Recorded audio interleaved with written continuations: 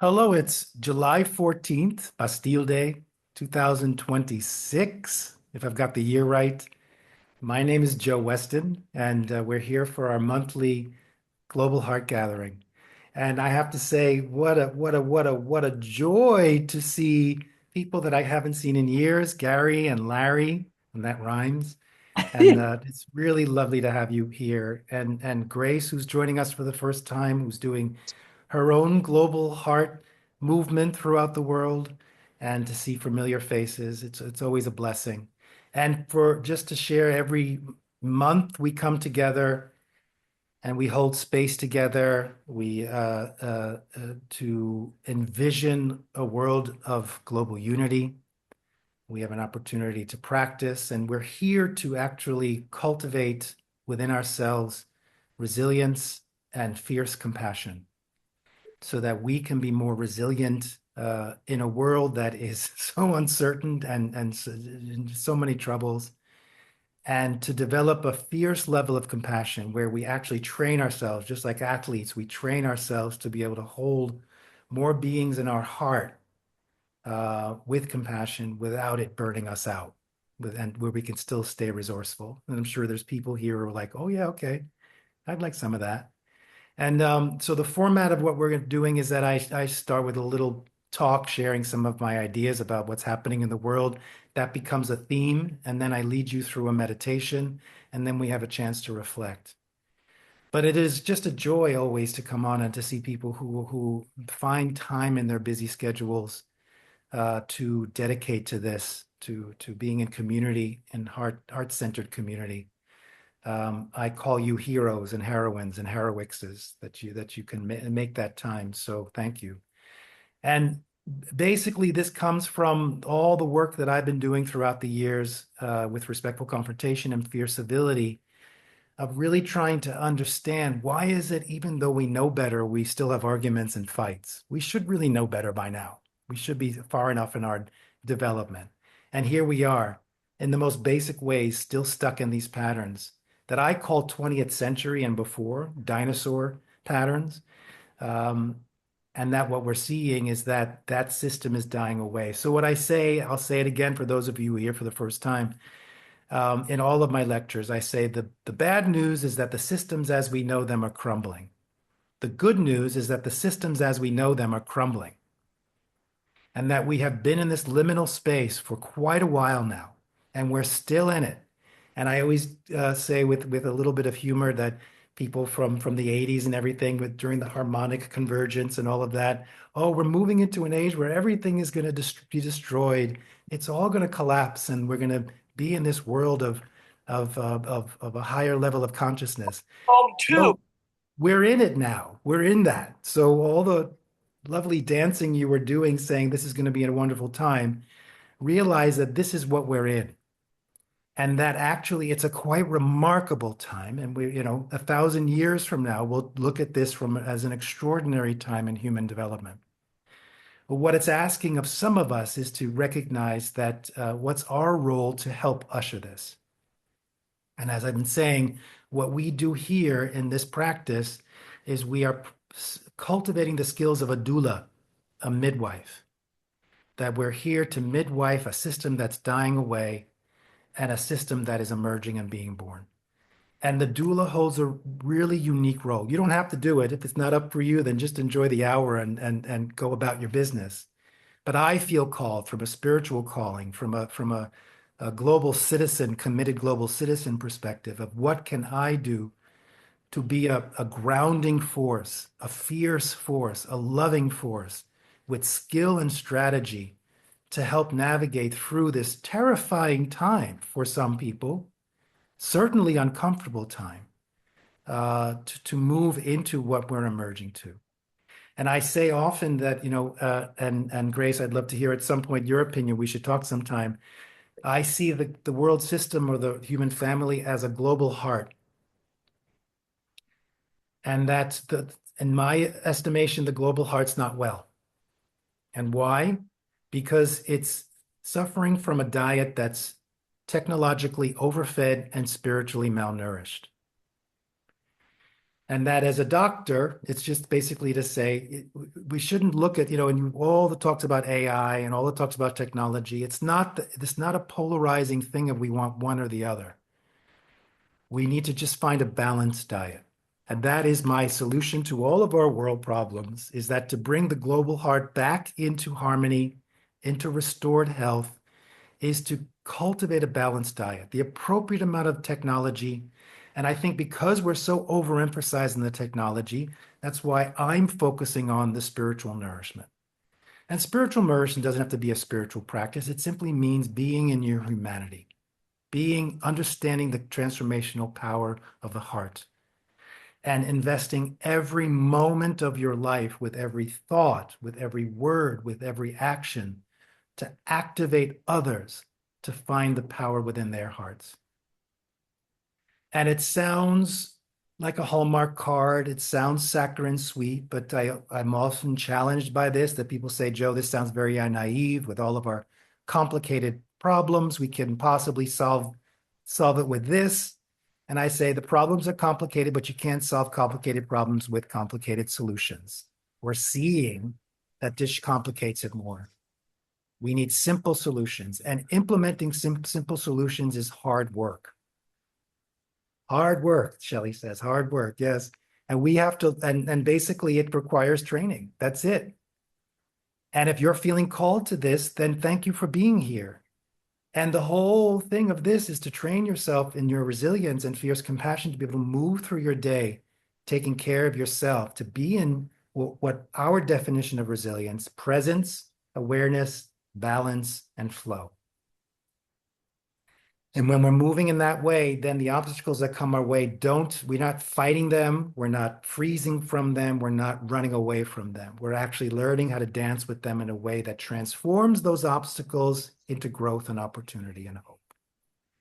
So that's the context of this. And I wanted to just bring up a little bit what I feel like is unfolding right now. And we try to place it into that context.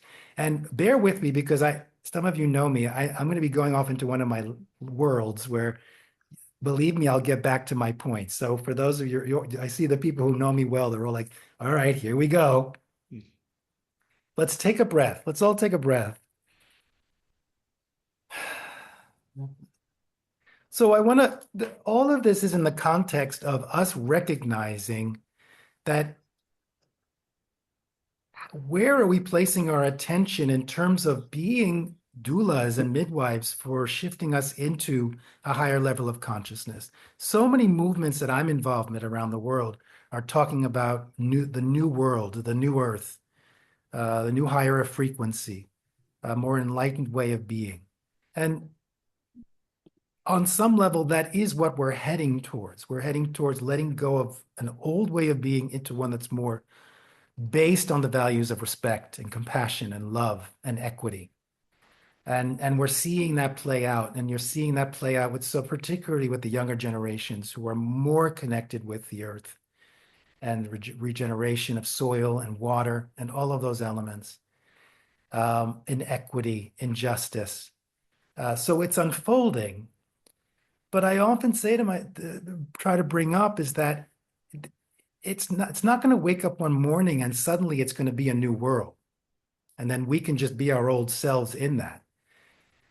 It has to be on some level reversed. The new world is going to show up because we change, because we shift our frequency, because we elevate our frequency. And I've been saying this for years. Among the other things I say is that the world system does a very good job of keeping us dysregulated and disconnected and isolated. It's a good job. And as long as it keeps doing that, it's going to continue the status quo and succeed. So the most radical, rebellious thing that we can do is to cultivate our own self-care, find our own inner peace, radical, rebellious, and cultivate and deepen our relationships, and not take for granted our relationships, and understanding that people are suffering and that the slightest thing you can do to alleviate their suffering and make them happy, you're contributing to us shifting into that higher frequency.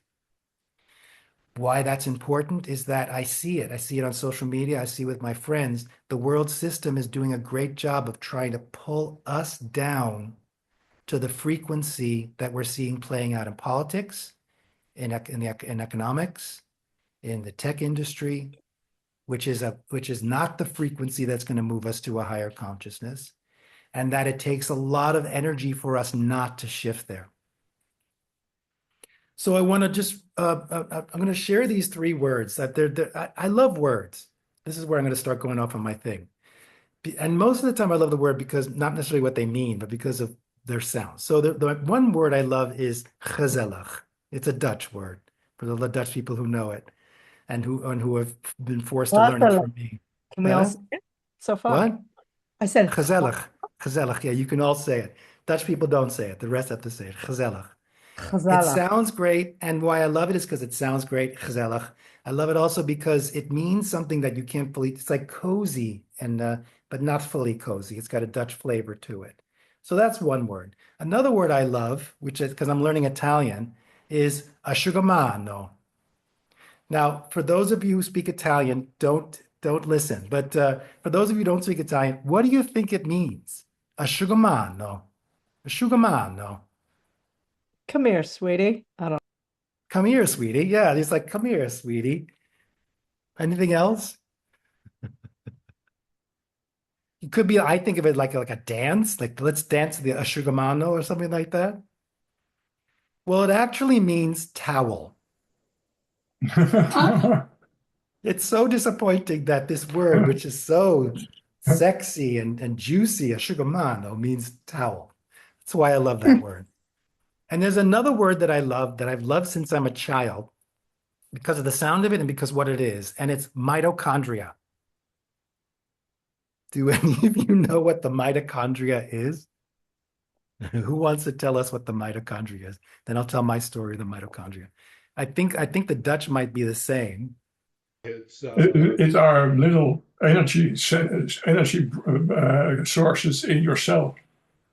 Thank you, Dr. Henk. I knew you would come up with the answer. Whoa. It's every cell of every living organism has a mitochondria in it, and it's the energy pack. You can call it like an energy pack. It's the energy source. So I'm going to tell you a story. It's all based on fact. I'm going to tell you facts of history, but like all history, it's just story. It's just a subjective story. But how I'm going to spin it to give our point. So way back in the ancient Earth, before the Earth was fully oxygenized, there were very simple organisms, single cell organisms. And there were cells, there were microbes, there were bacteria, all these little single cells, living things. And the only way they could survive is they needed the energy from the sun. And the way to get that was they had to eat or ingest various things that could be metabolized and become energy for them to survive. Energy is the source of survival. So in a sense, the early Earth already set up a predator-prey dynamic, which we've grown into. The whole basis of living organism is predator-prey. I've got to eat you before you eat me. Unfortunate, but that's the way it is. However, somewhere in history, single cell came up and kind of like sniffed around and came up to this mitochondria, which is a bacteria, and said, wait a minute, why don't we actually arrange something? And then basically it's the cell said, as I was there, the cell said, mitochondria, if you come into within my cellular wall, I won't ingest you and digest you. I'll just let you hang out there. And then we can support each other. And that's what happened. The mitochondria kind of slipped into the membrane of the cell, and it became an energy source, an energy pack for that cell, which allowed that cell, because it had a renewed, valuable sense of energy, could develop into a more complex organism, which resulted in us. It's a good story, yes? And it's true. And in a sense, you see in all of our evolution, if you think of a cart, just like a wooden cart, the cart in its own has a function, but it can't do anything without an energy pack. That's a human being who pushes it, right? And then that can only go so far. And then someone thought, let's Let's hook up a horse to it.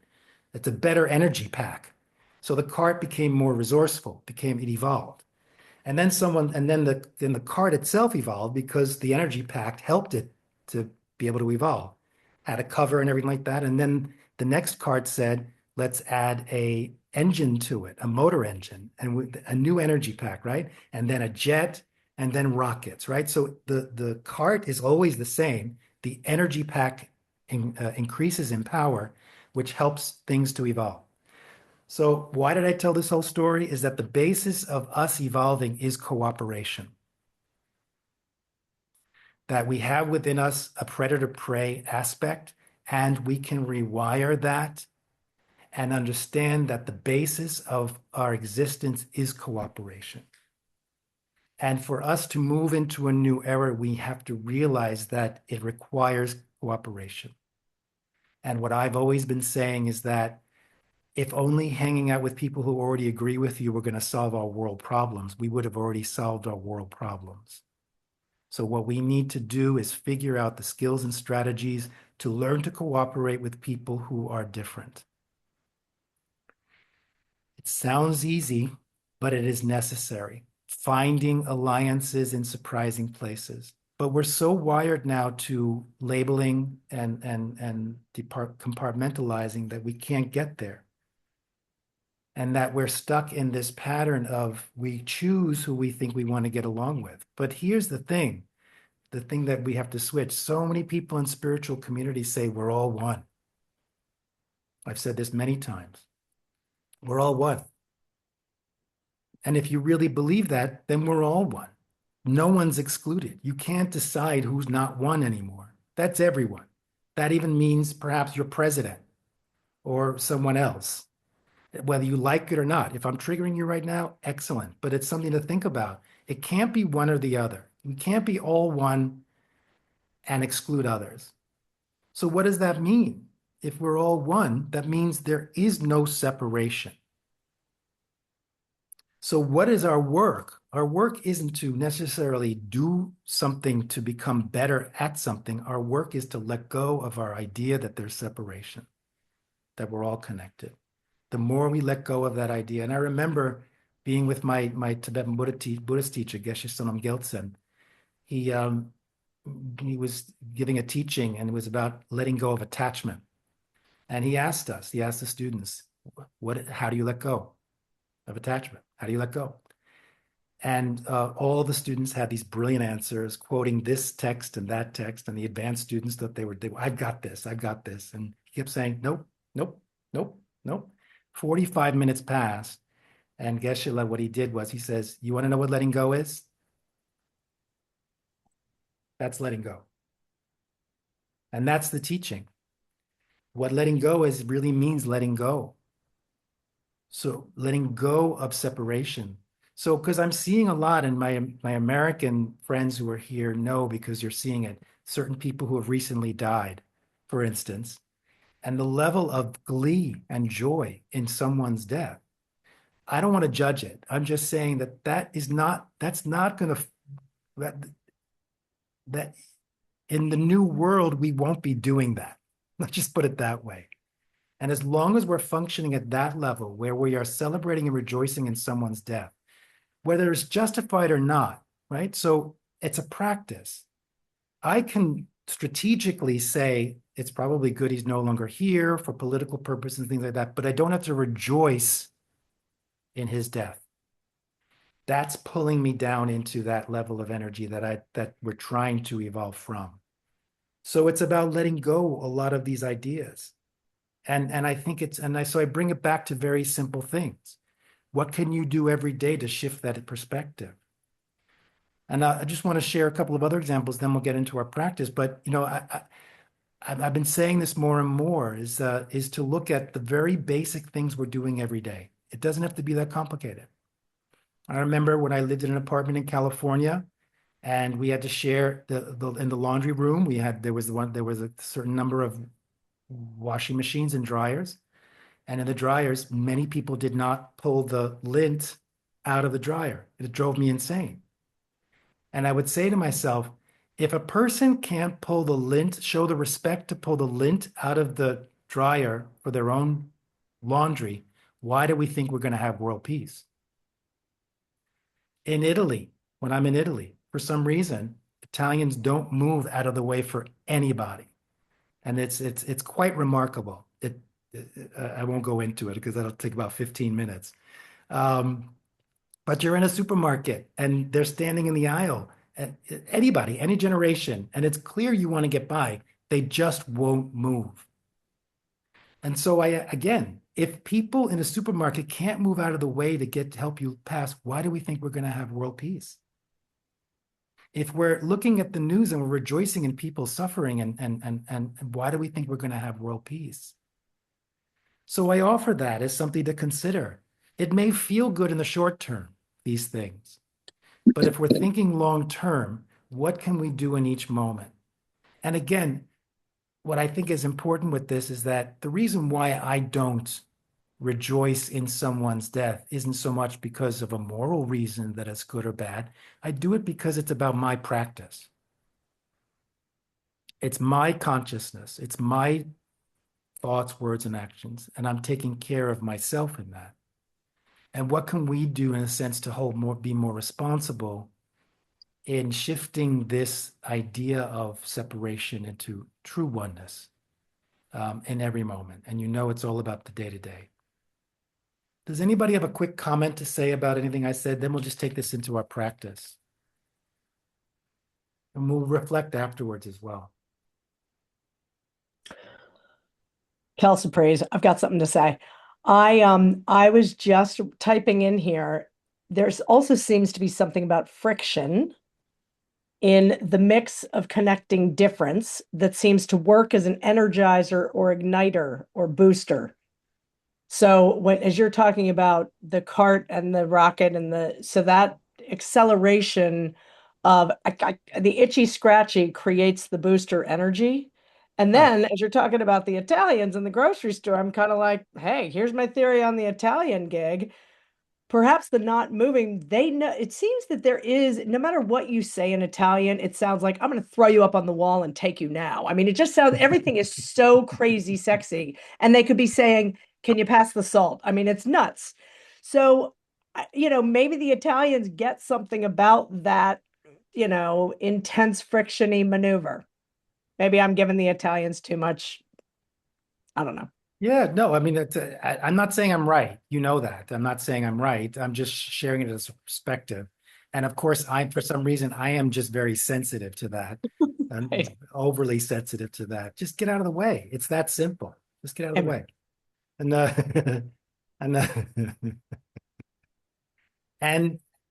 yes, and I can respect culture, and I do my best. And even I'm doing my work still. So there's you have that. And I think that mindfulness comes into that, and there are different words that you use that I love: the presence, awareness, balance, and flow.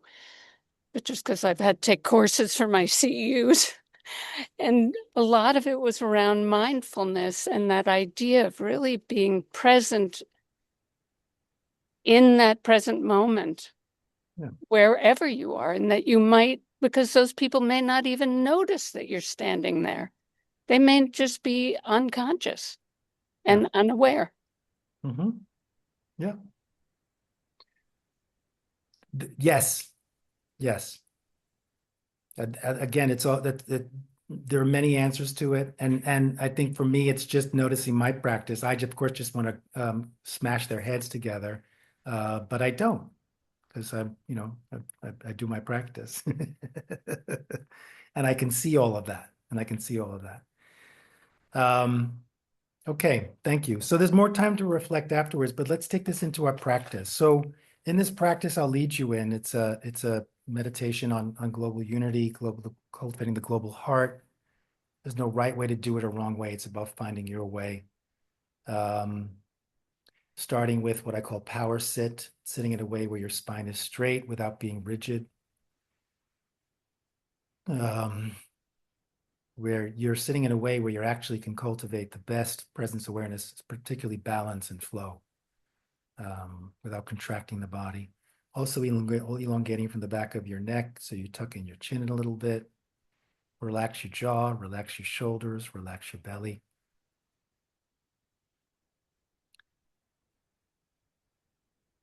Power sit.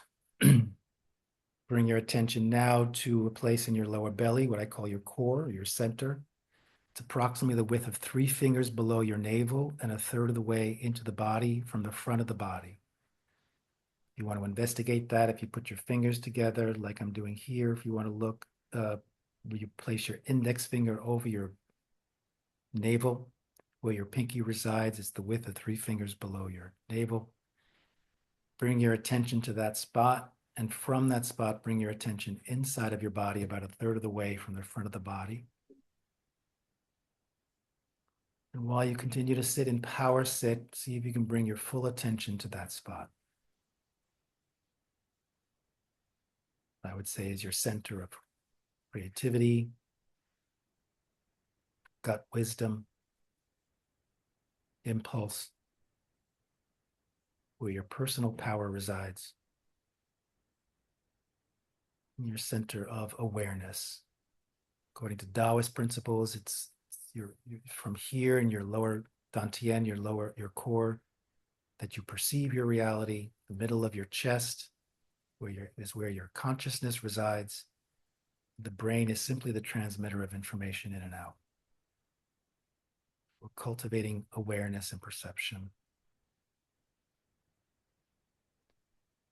So from your center, become aware of, perceive your contact points, the parts of your body that are connecting with what you're sitting on and the ground.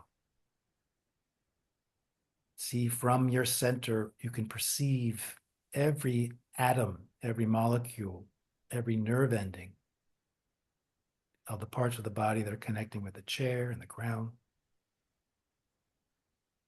Feeling the gravity pulling you closer to the ground in the chair. From these contact points, feeling the stability under you. The more you can register that it is stable under you, the more your nervous system will be willing to relax and be held. Let yourself be held.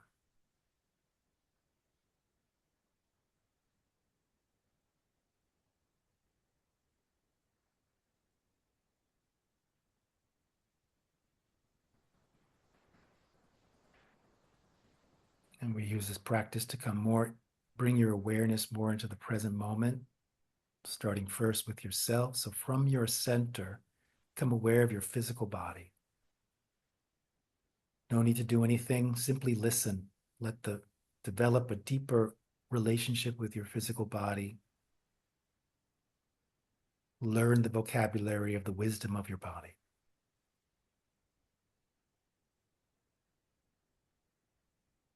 Sensation, tension, relaxation, heart rate, breath. It's all information.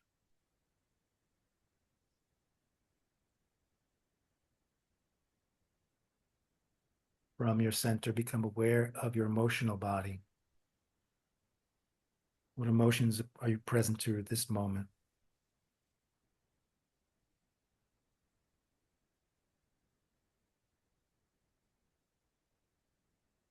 No need to judge them or put story to them. Simply allow them to be, give them space to move.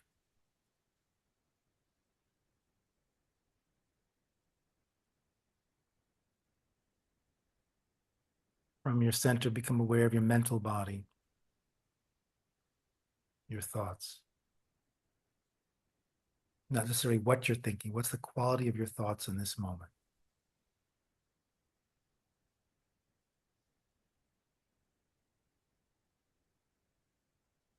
Really focusing on that part of you that is perceiving your own thoughts.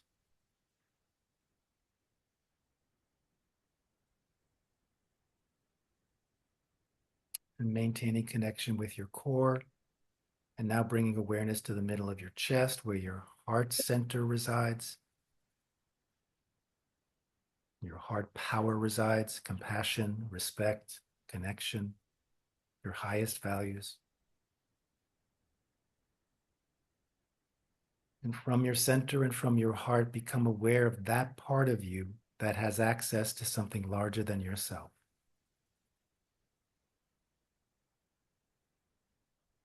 From your heart and your center connecting with your spiritual body, that part of you that connects with something larger than yourself. And from that part of you, become aware of in this moment what your connection is to something larger than yourself.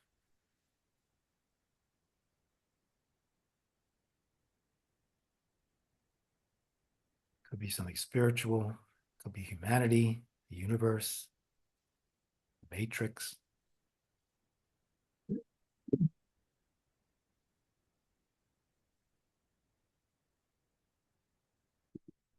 And feeling the energy below you, flowing up into your core, your personal power in your heart, feeling that which is larger than you flowing down into your heart and your core.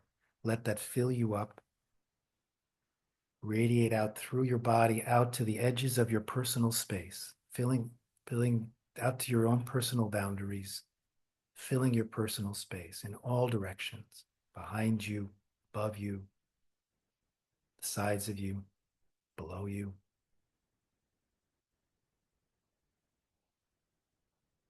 And with this awareness of yourself in this present moment, from your center and from your heart, take a full breath in through your nose and out through your mouth.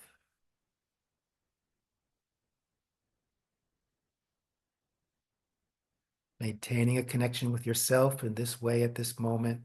And now from your center and from your heart, become aware of your surroundings on the other side of your personal boundaries. The room you're in, garden, in all directions, registering sound, smells, light, objects, temperature, and how are your surroundings influencing you in this moment?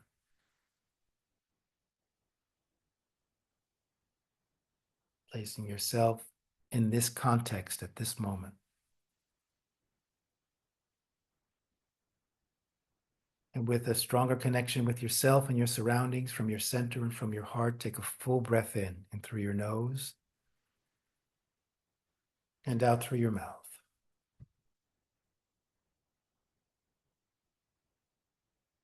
Continuing to build on this your awareness of this present moment, staying connected with yourself and your surroundings. From your center and from your heart, become aware of those in this meditation circle. Those who are holding space with you for this practice. Various parts of North America, various parts of Europe,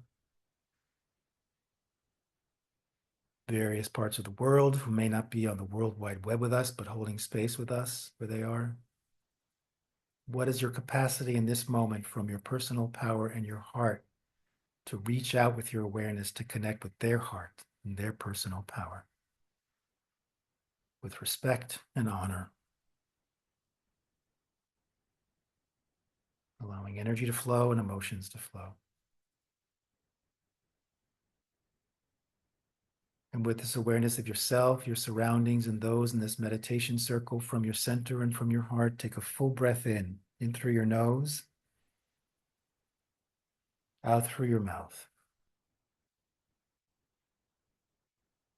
And building and stretching your capacity for your heart to hold more beings, fierce compassion and resilience, maintaining connection with self, surroundings, and those in this meditation circle. From your center and from your heart, become aware of all human beings, beginning with those human beings you would label loved one. So in this moment, surprise yourself. Who arises in your heart? What faces do you see or groups of people that you would label loved ones?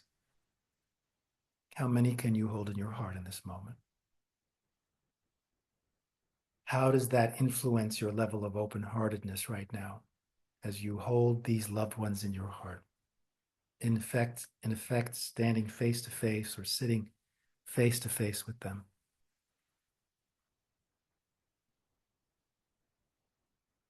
And imagining your heart's center and your core being in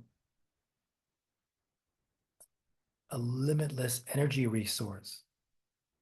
Last month's Global Heart Practice, we talked about that, igniting a flame with your highest values.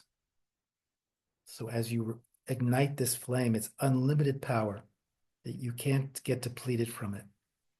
As you stand face to face with your loved ones, asking yourself, how can I be your energy pack? How can I provide you with the necessary resources to evolve to be your best self? Just ask the question, practice asking the question. Recognizing that in the process of doing that, that you increase your capacity and resilience as well. Notice how that impacts your loved ones.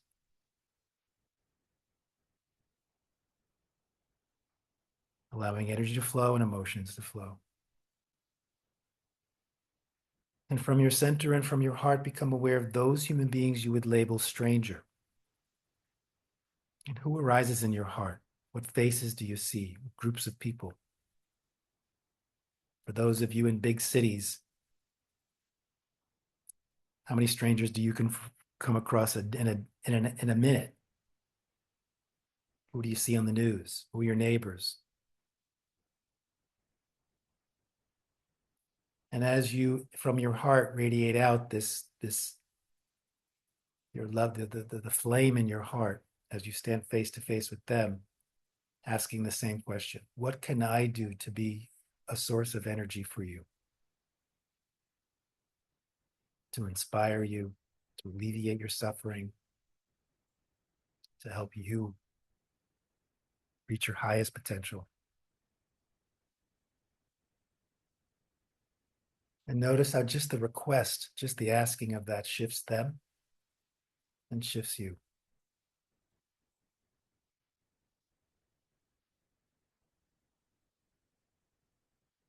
And from your center and from your heart, become aware of those human beings you would label adversary. And be honest. No one's going to know who's popping up in your heart right now as an adversary. Make it juicy. People, groups of people. How does that affect your level of open-heartedness in this moment? And your own sense of well-being.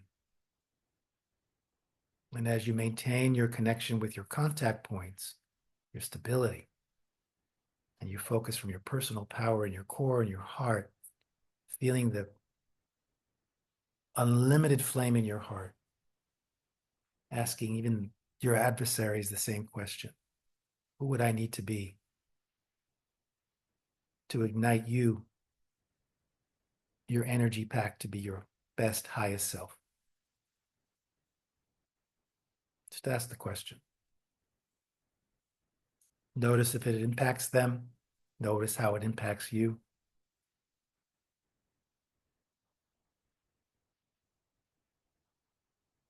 And imagine just in this practice of you from your heart radiating out to all human beings, loved ones, stranger, and adversary, that every human being gets activated in a new way towards their own evolution, towards a higher level of compassion and wisdom. See them evolve before your eyes. See their hearts ignited as they share that, as we as a human family share that with each other. Never feeling depleted, always being nourished, always replenished, radiating it out to all creatures on this planet, radiating it out to Mother Earth herself, replenishing the earth and her resources. See it. Allowing energy to flow and emotions to flow. And as Mother Earth rejoices, as all creatures rejoice, as all human beings rejoice, now Let's take one big breath to anchor this in through your nose and out through your mouth. Allow all human beings to flow into your heart as you bring your awareness back to those in this meditation circle,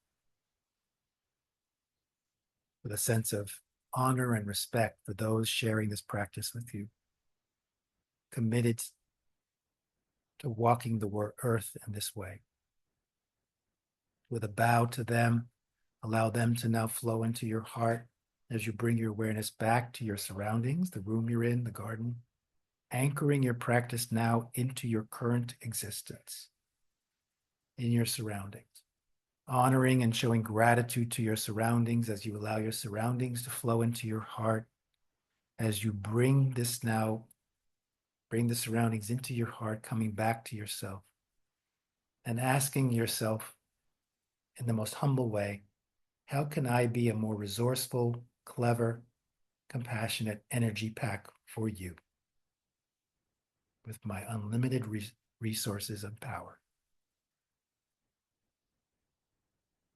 And acknowledging the benefits of this practice, the energy you've generated, and let that seep into every cell of your body. And every cell gets activated, even all of the mitochondria in every cell of your body gets activated. Let that energy seep into your organs, nurturing your organs, healing your organs, recognizing that there might be people in this meditation practice who could use some healing, pure, clear healing energy for one another, for our bodies. And allowing that to, lastly, the energy of this practice to seep into your nervous system as a way to anchor this muscle memory, to walk this into the world. And let's take one final breath to close this practice, in through your nose, out through your mouth. And this is a crucial moment to take your practice and to commit to staying as connected to what your experience is now. And as you open your eyes and look around the room, to walk this sensation, state of being, into the world. Shake your body, stretch your body.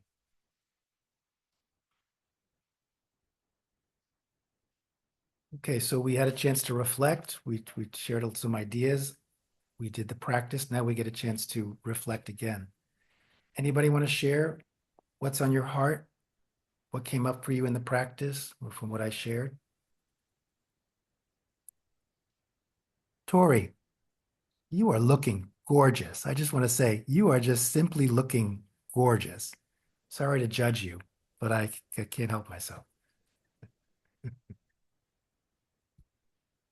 Well, I love to share a very humorous part I read in the paper. There is the World Championship football. I don't follow it. It's not interesting. But I read every country that skipped out of the competition, they fire the trainer because it's always blaming everyone is blaming the trainer. And I read an hour ago that in Holland they are looking for another trainer, but they can find one. And now there is a suggestion, because we have a beautiful, great trainer for the women competition. And now they want them, some people, as the trainer for the men competition. Everyone's in shock. And I think that's an example of how you solve the problems with the same way you did it all the time. Yeah. And 30 years ago, there was the Lion King movie. And part 2, Nala and Simba got a little lion. And they were talking about him. And then they say, it's a girl. A girl? I think about it. So I think we have to change it in another way. And the whole football competition isn't interesting, but this was I like it to read it. Well, knowing Dutch football, if they are actually considering a female trainer for the men's team, then I do have hope for the human family, the global heart. Yes. Then I'm gonna watch it. Okay. Thank you. Thank you. Hmm. Mohan, it's good to see you. Oh, sorry. I thought he came on. Paulina, you want to share? Oh, It's good to see you too. Uh, Today's my birthday. happy Sorry to interrupt. Yeah, birthday. thank you, Let's thank all you. So it send was him wonderful to some join today. I'm here. Thank beautiful. you. Thank you. Yeah, I'm meditating after taking a free Pilates class here in Oakland by the lake, and so it's beautiful to join you all. Normally I'd be working, but I took the day off Hmm. and rented a motorcycle, so that was my treat to myself. It's good Oh, to it's see so you all. great to let us be part of your birthday. If I'd known, I'd bake a cake. Seeing Good to you see all you, is a treat Mohan. enough. So thank you. Good to Thank you, see you all. Mohan. Thank you. Paulina, did you want to share?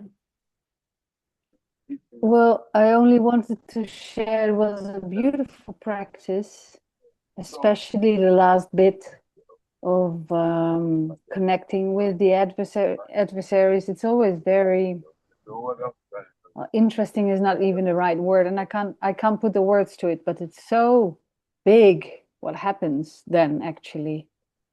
It's it makes sense. It's completing the circle in a way for me to do this.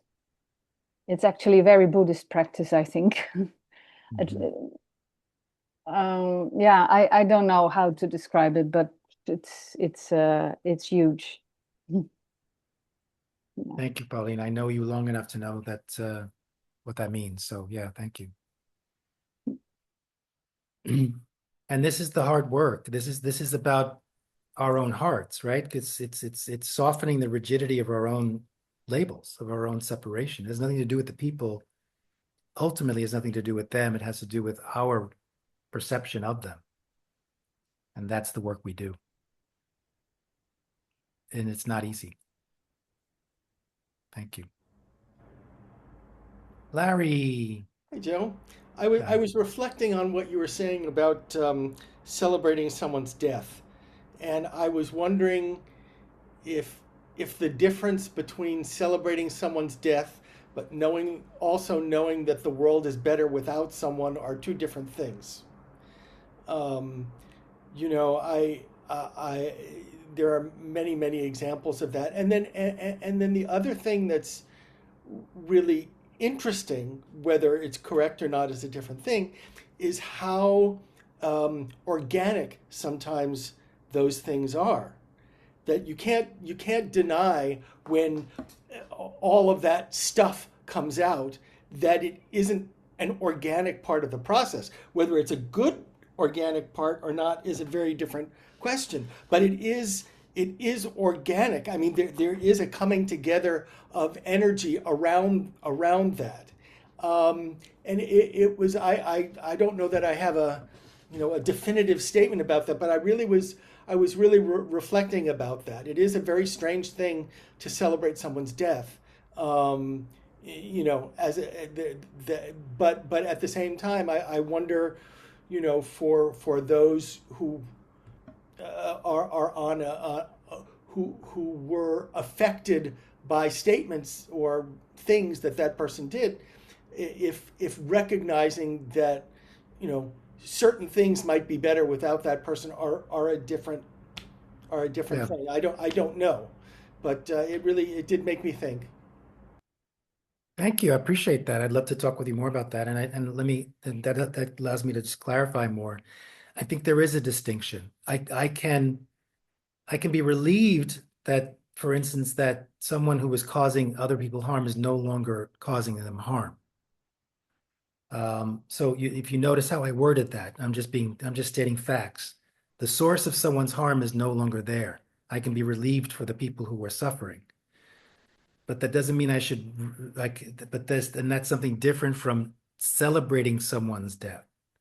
And again, I'm not saying celebrating someone's death is good or bad. It's just about me and my practice. And what is for me if I want to evolve to my highest, I just know that celebrating someone's death, I'm never going to get there. If I'm still at the level where I'm celebrating someone's death, I'm never going to get where I want to go. That's all. It's my practice. And if I do find myself feeling good about their death, I don't have to judge myself and I don't have to harm myself. I can just say, wow, I got a lot more practice to do.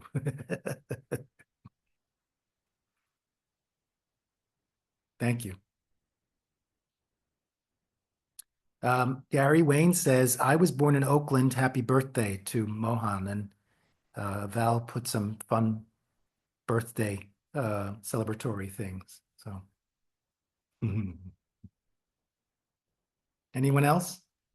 Yeah, one last little thing which crossed my mind. It's for the first time I start to get a glimpse of what a sentence I never really understood is: the first will be the last. Don't ask me what does it mean, but for the first time I have the feeling like, I start to get something there. It's huge. Okay, when you get some answers, let us know. Beautiful. The first will be the last. I love that. I don't know if you can see, but Val's got her hand up. Oh, Val, sure. Jump. Two things. One, what she just said about the last shall be first reminds me of the image of a follower or followers of a person or an idea, but in a crowd. And suddenly the aha moment happens. Everybody turns around and becomes the parade going in the other direction. I hope that makes sense. That along with that comes the scripture quote, God hears the cry of the poor. The poor turn around and rejoice because they're leading the parade now, not being the followers. Okay, but something you said early on, and I missed a little bit when you were speaking because I took a phone call, but I suddenly had this thought. I'm a very positive person and try to keep positivity forward, and am sad and, of course, at times angered about what is happening in our world today, but trying to do something with that, motivated to speak out and or write or call. But the thought occurred to me, at some point, things will get better. It's going to take time, but things will get better. But I wondered in my mind, am I going to be tempted by negativity, awaiting the return to what we're in the mess now of? You know what I mean? No, I think I know what you mean. I think that's basically what I was addressing today is like, is how do we take care of our own stuff? And that's the G-rated version of what I could say. And that's what I was thinking about, is that not to be tempted by that. Yeah. To always keep the positivity forward. And when the temptation comes to think, oh, this is going to happen again, or that country or that person's going to do that again, to push that aside. Yeah, I mean, that's one way to do it. And I think and I would say for people with privilege, for people who have the opportunity to do this, it becomes easier. I think there's also a question of what's our responsibility for people who don't have the luxury or the time to take a few minutes to meditate, or don't even understand the principles of that, or are just basically trying not to be shot on the street or be blown up, or are just trying to figure out ways of feeding their children. And I know that these are things that resonate for a bit, you're busy with as well, Val. So I think I think it's all of that. And that's for me where it becomes, I want to take care of my stuff so that I'm a better vessel and vehicle to be of support to others in need.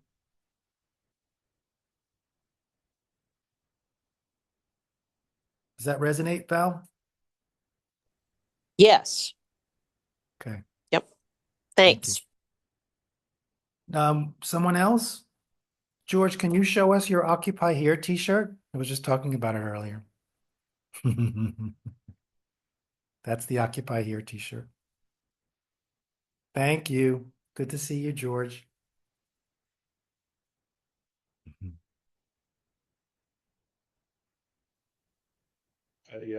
Just on the topic, I would caught a YouTube video by Stuart Stevens talking about Mitch McConnell's death, and expressing condolences, but also being very clear about the person he had been and the person he became, and how, you know, that there's elements of real truth and, you know, question of how much do I want to celebrate his life at this moment for me. Yeah.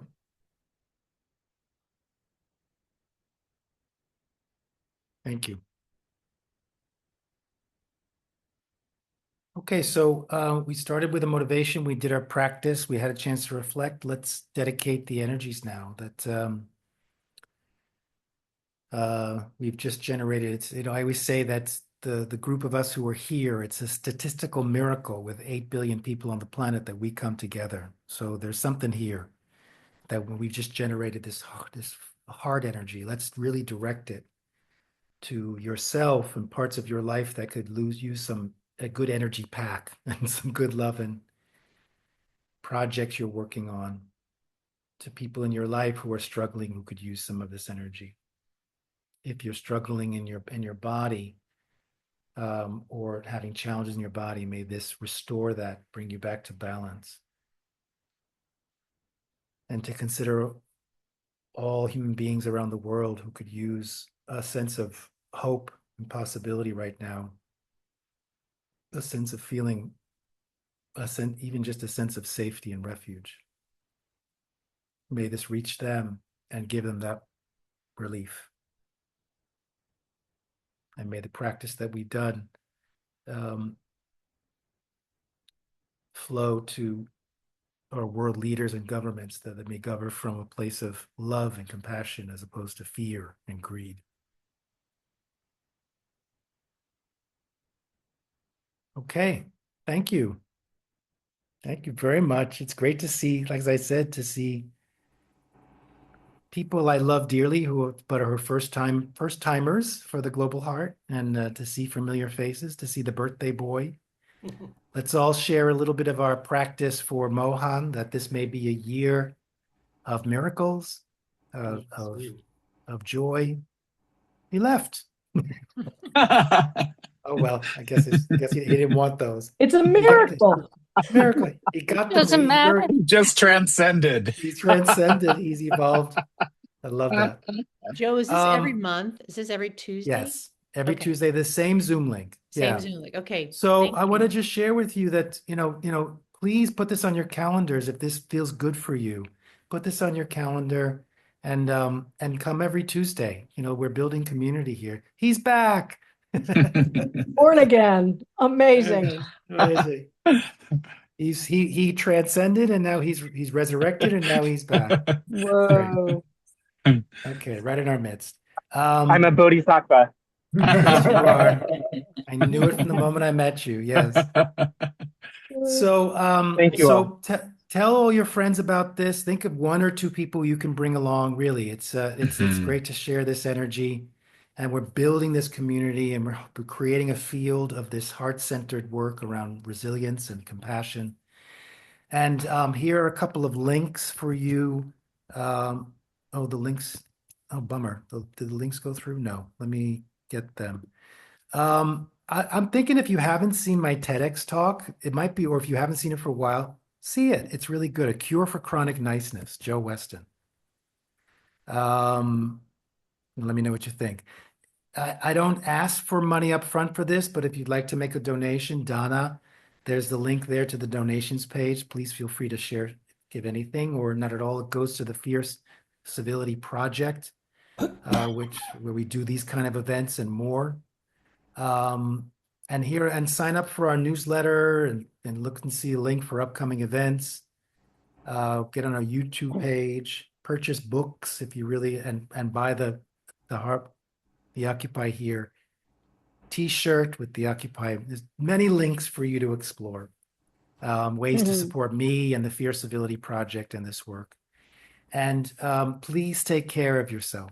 Please, please. You're a precious, precious being, an important resource for the global heart and what we're moving into. So please take care of yourselves and those around you. And have a wonderful month. If you have any questions or comments, just get in touch on the website. You can send me an email. And I hope to see you again next month. Bye, everybody. Thank Bye-bye. you, Joe. Bye, Thank everyone. you. Well, Bye, bye. everyone. Love you all.